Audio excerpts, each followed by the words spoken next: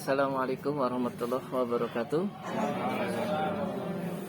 Baik, yang saya hormati Pak Robin, Bu Irma, dan juga rekan-rekan guru semuanya. Mungkin pada kali ini saya akan coba mereview buku ya dengan judul adalah Otak Pemenang, gitu ya. Judul ini kenapa saya pilih, karena ini ada sesuatu yang dari judulnya saja sudah membuat saya tertarik ya. Kira-kira ini otak pemenang seperti apa. Dan ternyata menurut saya ini buku ini merupakan dari hasil penelitian ya. Karena yang menulis ini adalah Jeff Brown dan Mark Fenske gitu ya. Dimana Jeff Brown itu adalah seorang psikolog terkait dengan kognitif, sedangkan Mark Fenske itu adalah ahli saraf terkait juga dengan kognitif. Dan kalau saya baca buku ini memang ke arah biologi juga, karena termasuk anatomi dari otak ya. Namun yang membuat saya tertarik di sini adalah bagaimana kita bisa menjadikan otak kita sebagai otak pemenang. Setiap manusia ini atau setiap diri kita itu sebetulnya masing-masing memiliki otak pemenang. Tergantung bagaimana kita memanfaatkannya. Nah, kalau otak biasanya itu adalah otak yang kita gunakan untuk mempertahankan hidup, yang hanya melakukan hal-hal yang biasa saja dan cari aman. Sedangkan untuk otak pemenang itu ternyata menggunakan perangkat-perangkatnya untuk bisa menimbulkan keinginan untuk bisa lebih baik lagi gitu ya. Nah, bagaimana kita bisa membentuk otak agar dapat mengeluarkan seluruh kemampuan yang dimiliki? Nah, buku ini adalah cocok untuk kita gitu ya.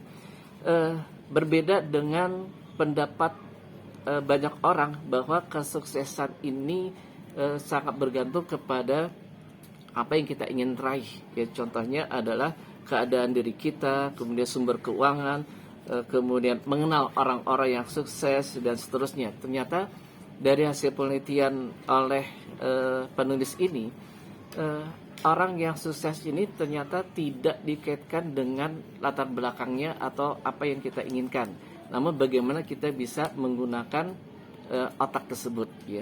Dan ini menarik sekali karena nanti ada bagian otak itu dibahas banyak banget. Namun yang saya ingin sampaikan di sini, di dalam buku ini menerangkan ada perangkat otak yang bisa kita gunakan sehari-hari gitu ya. Yang pertama adalah ada yang disebut dengan radar peluang gitu ya, radar peluang. Di mana di sini sebagai sistem promosi otak yang yaitu aspek dari otak yang siap mencari dan mengetahui adanya kesempatan yang baik. Contoh dalam buku ini dikatakan ada Jos de Mastral gitu. Situ ada sebuah insinyur asal Swiss yang ternyata yang menciptakan velcro. Velcro itu adalah seperti kalau di laptop itu ada perekat itu ya, perekat. Dan ini tercermin dari memperhatikan duri ya, duri dari bunga tistel yang ada di bulu anjing gitu ya. Dia mengamatinya ya, kenapa bisa nempel itu ya. Sedangkan pendapat khalayak umum itu ya, duri itu ada sebuah gangguan itu ya. Dan ini biasa kita ditinggalkan ya. Namun oleh Jos de Mastral ini ternyata dia punya ide kenapa itu bisa menempel. Nah, di sini adalah muncul sebuah radar peluang di dalam otaknya. Dan ternyata sampai saat ini bahkan sampai yang keluar angkasa pun juga menggunakan teknologi velcro ini gitu ya. Dan ini menarik sekali karena kita ada radar peluang. Yang kedua adalah ada ukuran resiko optimal.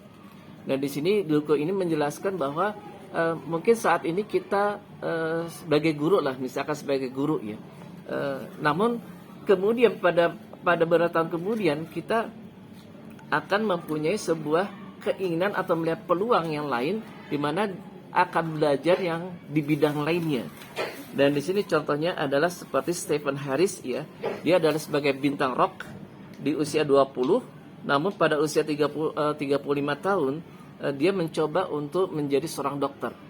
Dan di sini beliau itu melihat ukuran risiko optimal yang dimilikinya. Dan di sini kita bisa menghadapinya atau menggunakannya untuk bisa membayar resiko apa yang bisa kita lakukan, apa yang kita ambil gitu ya. Itu ada sebuah resiko ukuran resiko ya. Kemudian yang ketiga adalah laser. laser sasaran itu ya. Laser sasaran ini adalah mengarahkan perhatian pada harapan dan impian selama waktu yang dibutuhkan untuk mencapainya. Contoh di sini adalah ada Ramin Karimlo, seorang phantom ya. Dulu beliau ini adalah tidak tertarik dengan phantom. Pada saat dia nonton pertunjukan phantom, dia tertarik dan dia fokus gitu ya. Dan dia berusaha untuk mencoba, dan keinginan nonton phantomnya itu akan sama dengan pada saat dia ingin menjadi phantomnya. Dan di sini adalah dia sudah laser, berarti dia tuh sudah mengarah bahwa keinginan itu udah jelas di situ. Dia tidak akan berubah-ubah di situ. Kemudian yang keempat adalah ada akselerator usaha di sini. Ini yang menjadikan motivasi sebagai bahan bakar kita gitu ya. Nah, akselerator itu adalah pada saat kita itu terbesit punya keinginan yang besar sekali, sehingga ada akselerator usaha kita tuh menjadi lebih baik lagi gitu ya. Dan yang kelima adalah ada ukuran bakat ya, ada ukuran bakat. Ini merupakan perangkat yang memberikan kepekaan atas apa yang merupakan kelebihan dan kekurangan diri kita. Jadi kita lah yang mengetahui bagaimana ukuran bakat kita. Ukuran bakat yang disesuaikan dengan baik itu berarti bahwa kita menyadari kelemahan yang kita miliki. Nah, itu adalah sebuah perangkat otak. Nah, sekarang bagaimana cara mengembangkan perangkat tersebut? Ini ada 8, cuma saya singkat aja gitu ya. Yang 8 itu yang pertama ada kesadaran diri gitu ya. Dan sadar ini berhubungannya adalah bagaimana kita berhubungan dengan dunia, dan juga selain itu bagaimana dunia berhubungan dengan kita. Kemudian yang kedua ada motivasi. Motivasi memudahkan mengatasi hambatan yang akan kita hadapi, baik ya small rocks atau big rocks itu ya. Kemudian yang ketiga adalah fokus. Nah, fokus ini adalah untuk memusatkan perhatian kita walau ada gangguan kita. Misalkan pada saat kita sedang mengerjakan, tiba-tiba telepon berdering, kemudian ada WA, kemudian macam-macam itu ya. Nah, kita dengan adanya otak pemenang dengan menggunakan fokus ini, memakan dengan fokus ini, maka hal tersebut bisa kita singkirkan. Kemudian yang keempat adalah keseimbangan emosi. Ya, emosi biasa konotatifnya dan negatif. Ya, namun emosi dalam sisi positifnya adalah sebagai sumber informasi penting buat diri kita untuk mengetahui bagaimana kita itu harus berbuat. Dan kalau ini sudah seimbang, itu sangat luar biasa. Akan dimanfaatkan dan diarahkan pada hal-hal yang positif. Jadi emosi yang konotatif negatif bisa dijadikan sebagai kekuatan dan perbuatan yang lebih positif. Dan yang keenam adalah kegigihan. Ya, kegigihan ini adalah bangkit kembali dan tidak mudah menyerah. Kemudian yang ketujuh adalah penyesuaian. Nah, ini penting sekali ya, kita latih terus penyesuaiannya untuk menghadapi perubahan-perubahan yang terjadi setiap saat. Dan yang terakhir adalah pemeliharaan otak. Nah, ini ternyata otak pun juga harus kita pelihara. Walaupun kita tidak bisa melihat otak, namun kita harus betul-betul melakukan beberapa aktivitas untuk memelihara otak.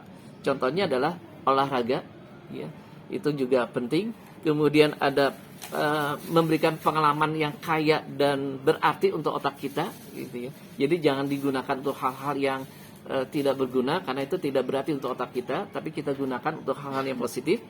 Dan tidur yang cukup, ya. Dan yang terakhir adalah makan makanan yang sehat.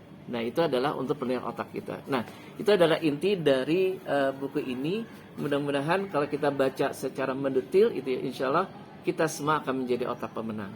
Terima kasih. Mungkin itu saja dari saya. Assalamualaikum warahmatullahi wabarakatuh.